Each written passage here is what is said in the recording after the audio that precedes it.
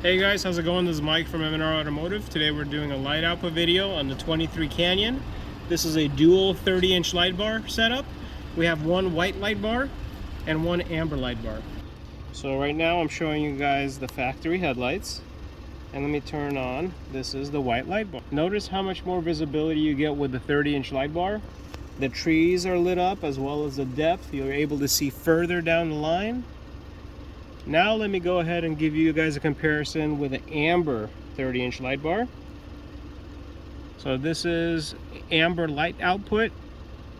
Amber is a lot better for bad weather conditions such as snow, rain, fog. Now I want to show you guys a light comparison between the high beams and the two 30-inch light bars. These are the factory high beams, and I'm going to go ahead and turn the white light bar. Take a look at the trees and how much brighter and wider the light output is.